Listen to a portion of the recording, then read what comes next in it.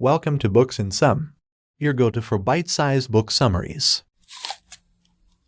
Vagina by Lynn Enright. Lynn Enright's book re-educates readers about the female genitalia, which have long been misunderstood, ignored, or shamed. It examines everything from the hymen to menopause, and reveals how women's relationships with their bodies have been influenced and distorted by culture and society throughout history. The author found that even a simple Google search often showed results laced with lies, myths, and mistruths. So even when women are actually educated on their own sexual health, most of what they think is likely to be true is not. The book also explores how women's health and sexuality have always been transgressive, with many of the tens of thousands of women killed in the European and American witch trials being midwives for providing contraception, abortion care, and sexual health information to women. Sex education curriculums around the world are flawed, with most focusing on contraception and the male orgasm. Lucy Emerson, the director of the UK's Sex Education Forum, calls this the period, pills, and pregnancy approach. The state of sex education in English schools is dismal, with only around 1 in 15 schools teaching the subject in a sex-positive way. In the US, only 13 of the 50 states even require sex education to be medically accurate. In the Netherlands, sex education is sex-positive, with children learning about relationships, their anatomy, and how to keep their bodies safe at age 4. Because of this approach, teenagers are reportedly having sex later. And a study that looked at the early sexual experiences of 400 American and Dutch women from similar backgrounds showed that American women are more likely to feel pressured into having sex for the first time. We must learn about our sex organs to combat widespread misinformation about women's health and sexuality. The vulva comprises the clitoris, the mons pubis, the inner and outer labia, and the vaginal and urethral openings. The author used to say vagina instead of vulva because she felt the latter was too pedantic. Feminist psychologist Harriet Lerner referred to this as a psychic genital mutilation. To combat widespread misinformation about women's health and sexuality, a re-education is necessary. The outer sex organs include the mons pubis, outer labia, and anus. The vagina is a muscular tube with 2 walls that press against each other and can expand immensely. The cervix is the part of the uterus that extends into the vagina, and the ovaries are 2 almond-sized balls that store and mature eggs. The clitoris is the only organ in the human body whose sole function is to provide sexual pleasure and arousal. The misrepresentation of the hymen disempowers women, as the author was frustrated with her vagina and unable to insert a tampon. She lived in Ireland, a Catholic country that viewed women's sexuality as something shameful and avoided physical intimacy. When she was 19, she was sexually assaulted and woke up with her pants full of blood. 15 years later, she still doesn't truly know what the physiology of her vagina was before the assault. But she does know that this ignorance about her body meant she had little autonomy. The hymen has been made into a symbol of virginity around the world, and some cultures place extra emphasis on a woman's virginity as a commodity to be passed from family to family. If a woman doesn't bleed on her wedding night, she's shunned, shamed, and in some cases, killed for her perceived impurity. In a society that discourages women's pleasure, the clitoris has long been neglected or brutally eliminated. In 1993, Australia's first female urologist Helen O'Connell made a significant discovery that our understanding of the clitoris had been wrong. It was actually much, much larger than we had thought. O'Connell was inspired to research the clitoris when she realized that extra care was given to protect male sexual function when removing the prostate, but women weren't afforded the same care during pelvic surgery. Until O'Connell pioneered research by dissecting cadavers and using photography to capture its structure, we didn't know that a clitoris could range from 5 to 12 centimeters and swell by 50 to 300% when engorged. We also didn't know how the clitoris interacted with the front walls of the vagina, or that it could be stimulated by vaginal penetration. These findings have still not made their way into mainstream education. Female genital mutilation is a violent, harmful procedure that cuts or injures some or all of the female genitalia. It is predominantly performed in 30 countries across Africa, the Middle East, and Asia, and has been performed on approximately 200 million girls and women.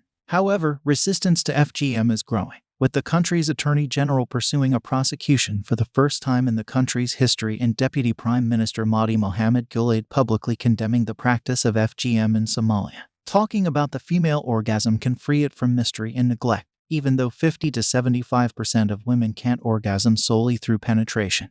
This idealization of the vaginal orgasm is a new phenomenon and unsupported by science. Scientific research has shown that there are countless ways to reach orgasm, and different types of stimulation produce different orgasms.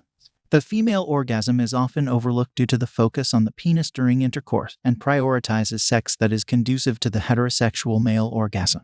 A 2017 study in the U.S. showed that sexually active, heterosexual women have fewer orgasms than any other demographic. Heterosexual women fare even worse during casual encounters, with only 11% of North American female college students orgasm during a hookup. This may explain the cultural assumption that women are less interested in casual sex. Being aware of its many manifestations and talking about it can help women close the orgasm gap. In 2017, the UK's National Institute for Health and Care Excellence formally declared that doctors must listen to women who have symptoms of endometriosis. Endometriosis is an agonizing disease in which tissue similar to the endometrium grows outside of the womb, causing chronic pain. It can affect a woman's career and relationships, and if left untreated, can become fused and cause infertility. People with vaginas endure unnecessary shame and suffering caused by taboo, ignorance, and oversight. The most important details in this book are that women are more likely to be considered hysterical than legitimately in pain,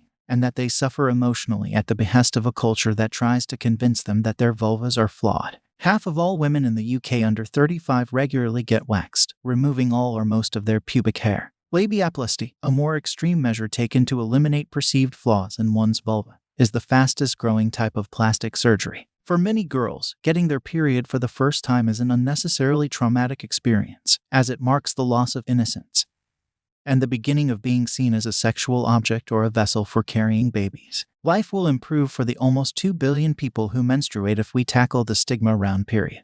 Periods are a difficult time for many women, with cramps, PMS, premenstrual syndrome, PMDD, and PMDD all causing pain and suffering. They are often associated with poverty, and some communities still believe that menstruating women are toxic and should be banished to huts. When poverty is combined with periods, women face even greater difficulty, and period poverty is widespread, with 10% of 15-year-old girls in Kenya engaged in prostitution to be able to afford sanitary pads and tampons. The current conversation surrounding fertility and pregnancy undermines women, and hormonal contraception can have serious side effects such as weight gain, depression, decreased libido, the possibility of developing potentially deadly blood clots, and an increased likelihood of getting breast cancer. It is important for people to be more open about periods, and more work will likely be done to ease their biological discomfort. The current conversation surrounding fertility and pregnancy is unfairly focused on women, despite economic factors and the cost of childcare forcing people to delay parenthood. Fertility is complex, and for half of all couples who experience infertility unrelated to age, the cause is abnormal semen quality or male sexual dysfunction. Pregnancy has also been flattened into a standard story, and hearing a range of birth stories can help people anticipate the things that might happen during labor. To avoid situations like this, it is important to make a birth plan, which outlines the specific needs of a woman, trans, or non-binary person during childbirth. Additionally, the conversation about women's sexual health must be inclusive of all people with vagina, as a recent study found that a quarter of women have considered leaving their jobs due to menopausal symptoms. Menopause is when a woman hasn't menstruated for 12 consecutive months. It is characterized by hot flashes, reduced or absent sex drive, insomnia, memory problems, hairy skin, acne, recurring cystitis, UTIs, anxiety, panic attacks, and more. 8 out of 10 women experience some menopausal symptoms, while 25% of women have severe symptoms. A third of women don't go to their doctors to treat these symptoms, many of which become chronic. The conversation about women's sexual health must be inclusive of all people with vagina. Trans people often suffer in silence, and that gender dysphoria affects different trans people differently. Cis people often assume that trans people either have or plan to have gender confirmation surgery, but 14% of trans women and 72% of trans men in the US don't want full gender confirmation surgery. Good sex education is compassionate and complex, and it teaches students not only about contraception, but also about relationships and women's sexual pleasure. The hymen is not a seal, and the clitoris is much more expansive than was once thought. Sharing our experiences can help us reteach each other and empower us to tackle the stigma and shame surrounding periods, orgasms, fertility, and menopause. We hope you found this summary helpful in your listening journey. If you're interested in diving deeper into the topic or getting your hands on the whole book, be sure to check the description below where we've included links to the book and other related products that may be useful to you. Don't forget to hit that subscribe button to stay updated on our latest book summaries, and feel free to leave a comment with any suggestions or requests for books you'd like us to cover.